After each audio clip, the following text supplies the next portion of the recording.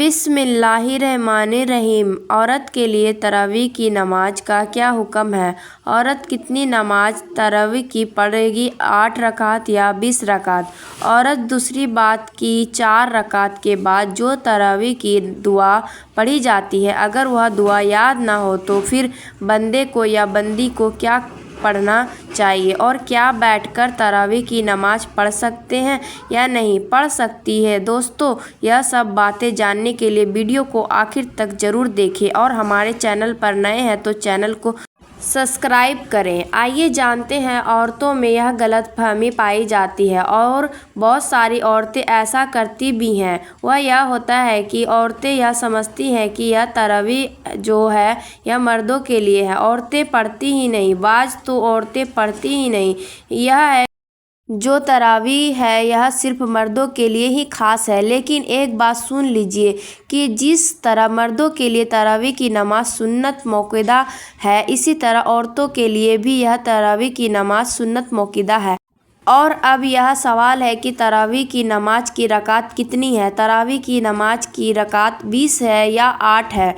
रकात नहीं है बल्कि 20 रकात है। जिस तरह मर्द मस्जिद में जाकर 20 रकात नमाज जमात के साथ तरावी की नमाज अदा करते हैं, इस तरह औरतें अपने घर के ईशा की नमाज के बाद 2 सुन्नत पढ़ेगी। 2 सुन्नत के बाद फिर 20 रकात नमाज तरावी पढ़ेगी। फिर उसके बाद वित्र जो है वह पढ़ने होंगे। तो जिस तरह मर्दों के लिए यह नमाज सुन्नत मौक़ूदा है, ठीक उसी तरह औरतों के लिए भी इसी नमाज का पढ़ना ज़रूरी है। और रहा सवाल यह है कि तरावी की हर 4 रकात के बाद जो बैठकर दुआ पढ़ी जाती है, हाँ, अगर वह याद नहीं हो तो सुन लीजिए कि वह दुआ सुन्नत या वाजिब नहीं है बल्कि वह एक तस्बीह है। और तस्बीह में अगर वह आपको अल्फाज याद नहीं हो तो आप कोई और तस्बीह भी पढ़ सकते हैं, जैसे कि सुभान अल्लाह, अल्हम्दुलिल्लाह। इसी तरह कोई भी आप तस्बीह पढ़ सकते हैं। अगर आपको वह दुआ नहीं आती, अब बात करते हैं कि औरत बैठकर नमाज पढ़े या तरावी पढ़ सकती है या नहीं पढ़ सकती है। तो सुन लीजिए कि बैठकर नमाज तरावी पढ़ने में उलमाए किराम का इख्तिलाफ है। बाज़ उलमाए किराम यह फरमाते हैं कि बैठकर नमाज नहीं होती और बाज़ उलमा यह फरमाते हैं कि हाँ, बैठकर नमाज तो हो जाती है लेकिन उसका जो अजर और सवाब है वह कम मिलता है, बजाय इसके कि अगर आप खड़े होकर यह नमाज अदा करती हैं तो आपको पूरा अजर मिलेगा। अगर आप बैठकर पढ़ती हैं, चाहे कोई उजर है या उजर नहीं है, तो आपको इनका जो अजर और सवाब है वह आपको कम मिलेगा, यानी आधा मिलेगा।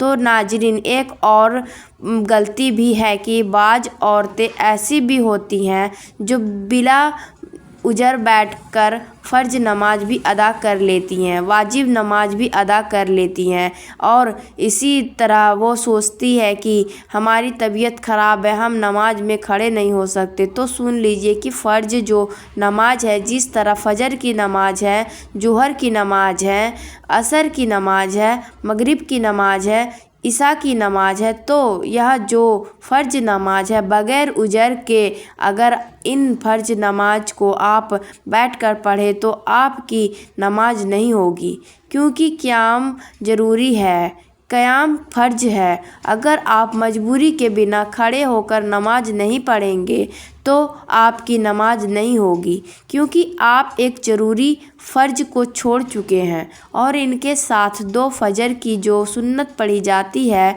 2 रकात, वो भी सुन्नत मौक़ूदा है, उनको ज़रूर अदा करना है, वो भी बिना उजर। आप अगर खड़े होकर नहीं पढ़ेंगी तो वो आपकी नमाज नहीं होगी। और इसी तरह इसके साथ 3 रकात नमाज वित्र है, उसका भी अपने क़याम करके अदा करना है। अगर बिना किसी मजबूरी के आप वितर को बैठकर पढ़ते हैं तो आप एक ज़रूरी फ़र्ज को छोड़ने वाले बन जाएंगे, क्योंकि क़याम करना, खड़ा होना यह वित्र के अंदर फ़र्ज है, तो आपकी वितर की नमाज नहीं हो सकेगी। बात रही तरावी की, तो अगर आप माजूर हैं खड़े होने से तो उसके लिए आप बैठकर पढ़ सकती हैं, मगर यह कोशिश यह करनी चाहिए कि जहाँ तक तबीयत बर्दाश्त कर सकती हैं खड़ा होना चाहिए। अगर आप खड़े नहीं हो सकती तो बैठकर नमाज पढ़ सकती हैं, लेकिन जहाँ तक सेहत साथ दे खड़े होकर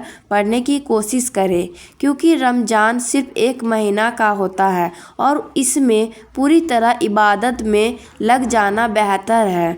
इसके बदले में अल्लाह रब्बुल इज्जत आपको और ज़्यादा अजर अता फरमाएंगे। नाज़रीन, उम्मीद करती हूँ आपको सारी बातें समझ में आ गई होगी। वीडियो पसंद आए तो वीडियो को लाइक करें और अपने दोस्तों में शेयर करें और कमेंट बॉक्स में अल्लाह ताला के 99 नाम में से एक नाम कमेंट बॉक्स में ज़रूर टाइप करें। शुक्रिया।